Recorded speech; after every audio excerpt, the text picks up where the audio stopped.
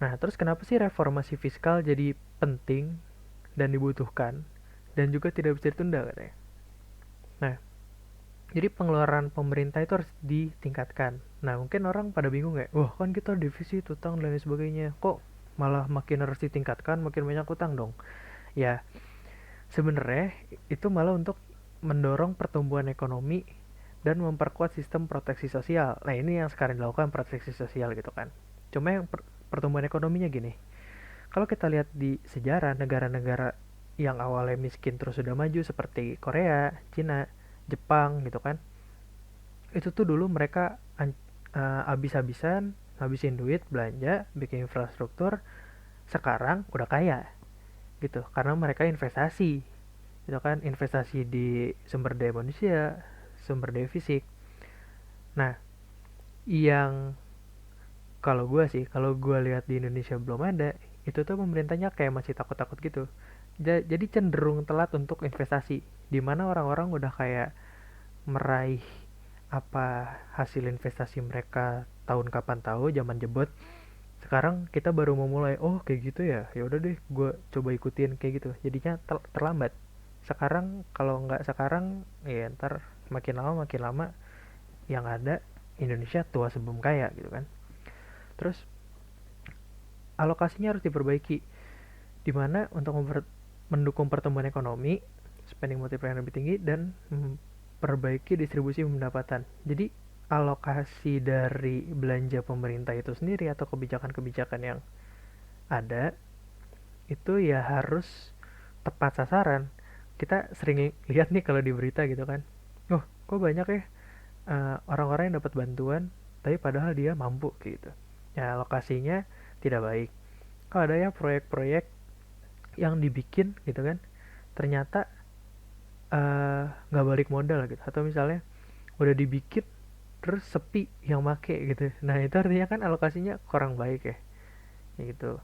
Harusnya kita bisa lihat di mana daerah, menurut gua sih daerah-daerah yang kurang dan juga berpotensi dialokasikan fokus pemerintah untuk mengembangkan di situ. Ya mungkin teman-teman yang lain punya ini sendiri sih, bisa jadi pemikiran sendiri.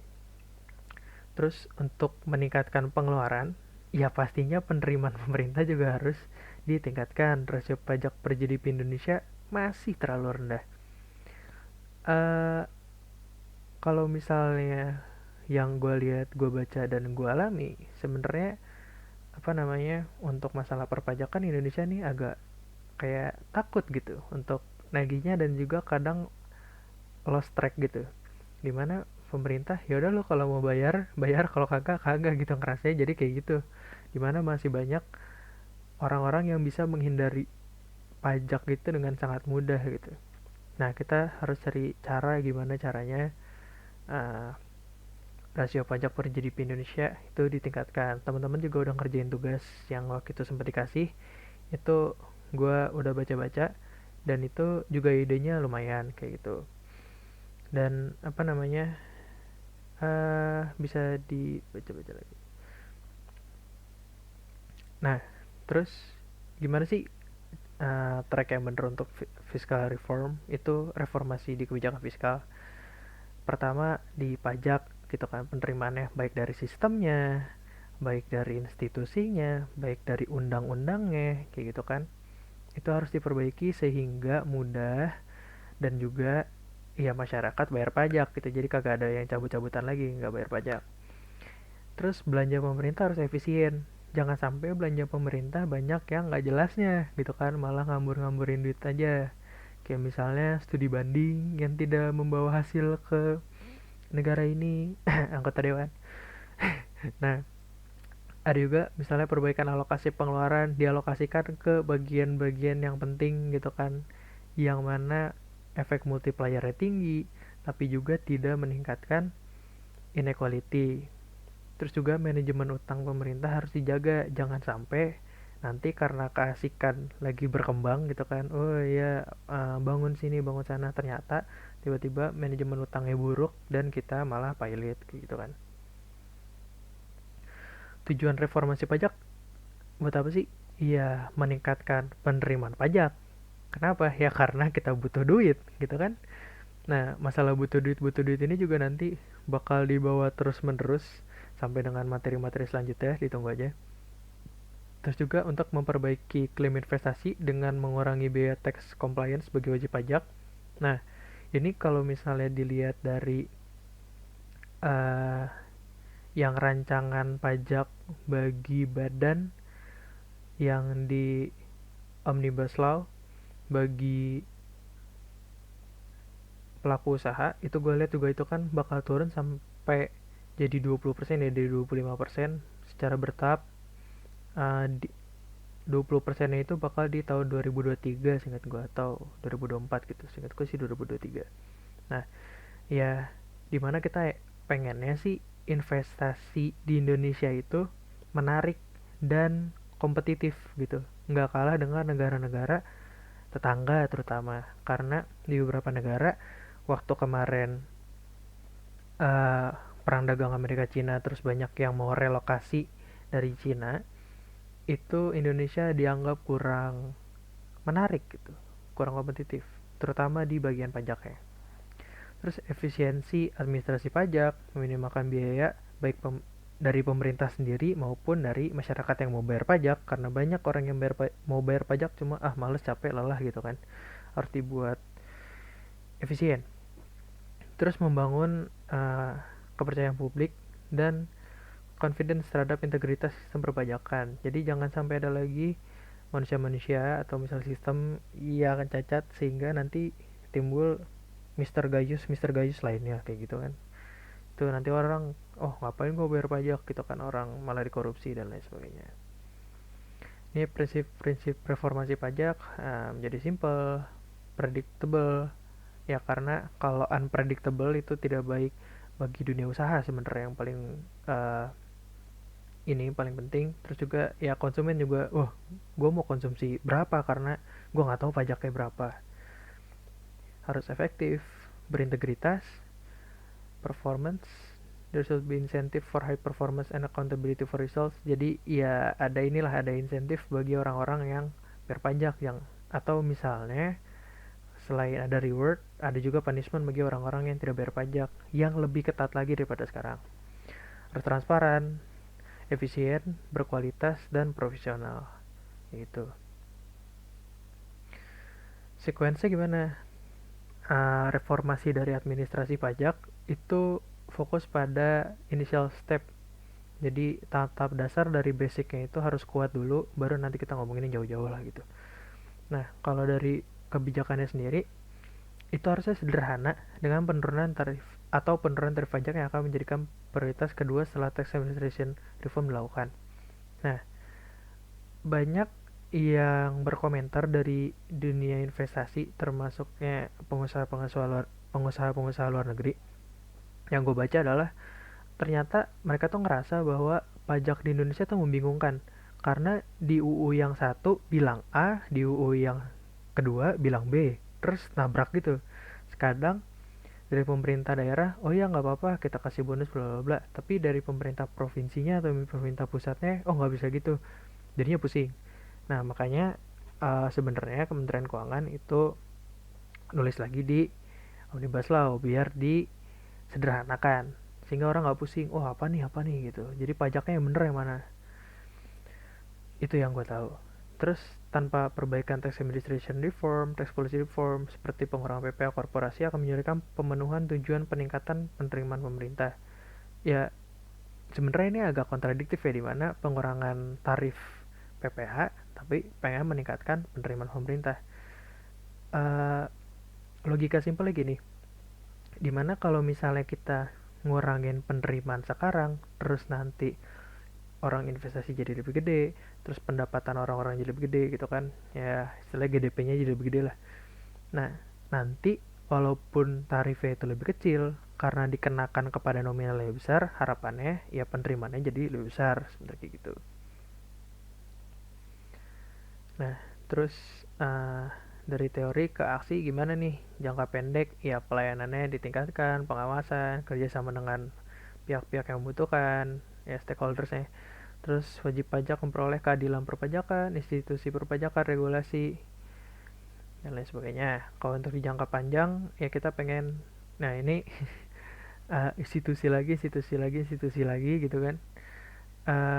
Ya kita butuh banget institusi itu, termasuk dari kebijakannya, dari lembaga penyelenggaranya, atau misalnya orang-orang baik itu wajib pajak dan juga para pekerjanya, itu dibutuhkan institusi yang lebih baik lagi gitu, dididik lah.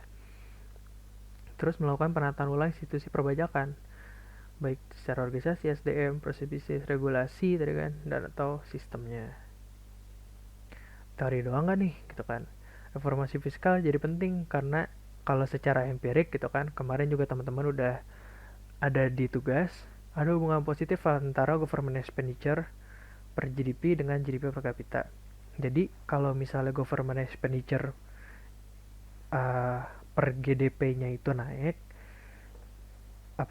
umumnya GDP per kapitanya itu bakal naik juga gitu kan, positif hubungannya.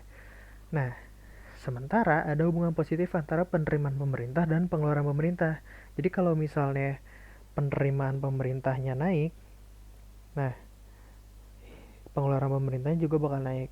Artinya kalau kita ngehubungin antara dua ini, kalau penerimaan pemerintah naik menyebabkan pengeluaran pemerintah naik, ceteris paribus, artinya government expenditure per GDP-nya bisa naik, GDP per kapitanya bisa naik, kita bisa tumbuh kayak gitu.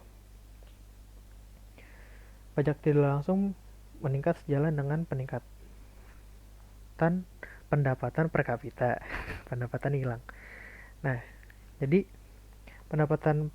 peningkatan pendapatan per kapita mengubah struktur konsumsi masyarakat dari barang yang awalnya kebutuhan pokok jadi ke bukan kebutuhan pokok gitu kan, seperti yang kemarin sudah kita pelajari di kelas-kelas sebelumnya. Ada transformasi struktural termasuk juga transformasi konsumsi. Nah, umumnya itu bakal berpengaruh ke penerimaan pajak gitu kan. Terus spesialisasi mendorong perdagangan, barang yang diproduksi akan meningkat dan basis pajak meningkat.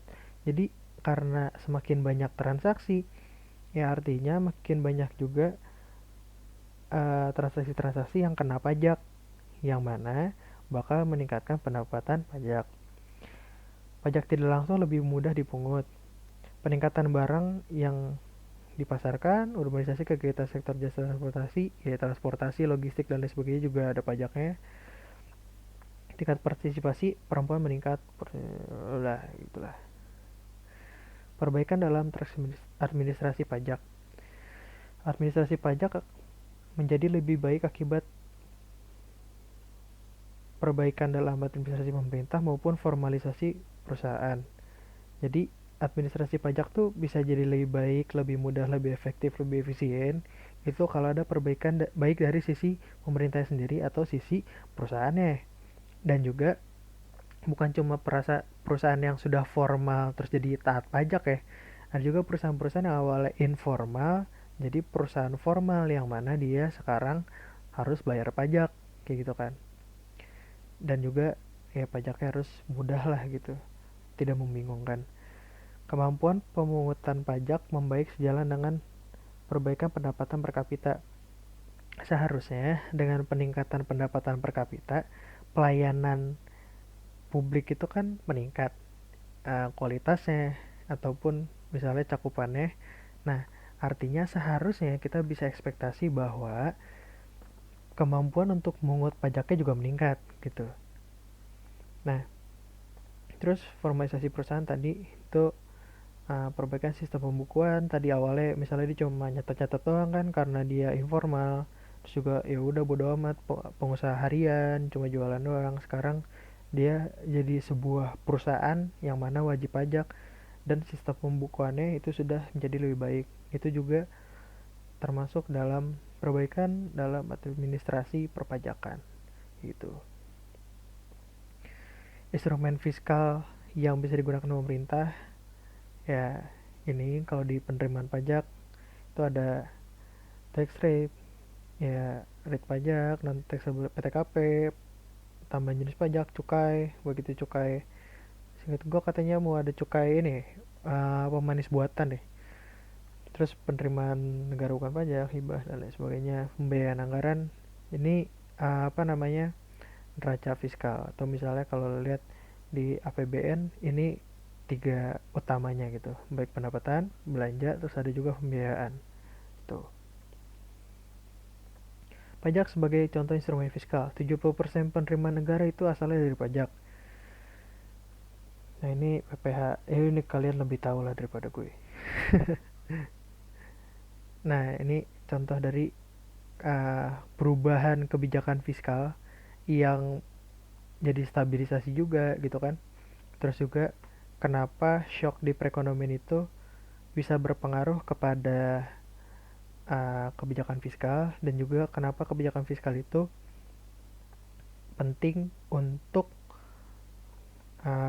tadi apa ya, mempengaruhi kondisi perekonomian di Indonesia.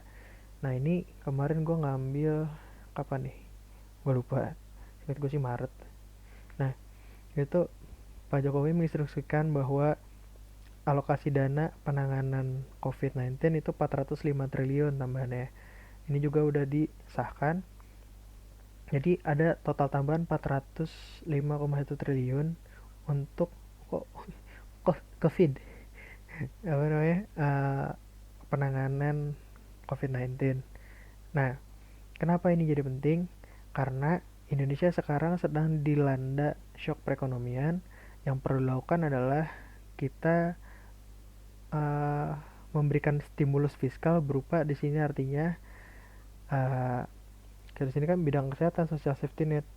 Nah, dan pembiayaan program pemulihan ekonomi nasional, artinya yang tiga ini gue bisa asumsikan itu adalah government expenditure-nya kayak gitu kan. Nah, sedangkan 70,1 triliun ini bisa kita anggap sebagai pengurangan pajak kayak gitu. Jadi tadi ini ada dua poin yang kayaknya sih dua poin utama yang dibahas dari berita ini doang, yaitu satu, dimana isu bahwa krisis ekonomi itu bisa mempengaruhi APBN di Indonesia secara masif loh, ini 405 triliun tuh gede banget. Dan juga penggunaan APBN untuk stabilisasi kayak gitu. Nah, jadi kenapa jadi penting reformasi fiskal? Ya karena Indonesia butuh banget sistem fiskal yang baik, baik itu belanja pemerintahnya yang jadi lebih baik, dan juga penerimaannya yang semakin lebih baik lagi, untuk apa ya, jadi fundamental atau tatanan bagi Indonesia menata ya, apa gimana ya? Bahasanya apa? Jadi udah jam 12 sudah halu. Apa namanya? Jadi fundamental untuk Indonesia mempertahankan diri kalau ada apa-apa gitu kan, dan juga pertumbuhan Indonesia yang mana investasinya, investasi barang publik terutama ya, kayak infrastruktur dan sebagainya, itu kan asalnya dari belanja negara, yang mana itu kebijakan fiskal juga gitu. Jadi kalau misalnya kita reformasinya dientar-entar, artinya ya kita juga tumbuh jadi lebih baiknya ya dientar-entar juga gitu sih, yang gue tangkap dari materi ini, dan juga gue baca-baca materi di luar gitu. Nah mungkin segini aja untuk asistensi kali ini. Sorry tadi kacau banget, dan juga apa namanya, gue ada jeda berapa minggu nih kan gak ada materi. Ditunggu aja video-video selanjutnya. Semangat terus, dan menurut gue ini juga bisa jadi materi yang sangat menarik, karena bisa kemungkinan besar itu nanti UAS juga paper lagi kayak gitu. Terima kasih. Wassalamualaikum warahmatullahi wabarakatuh.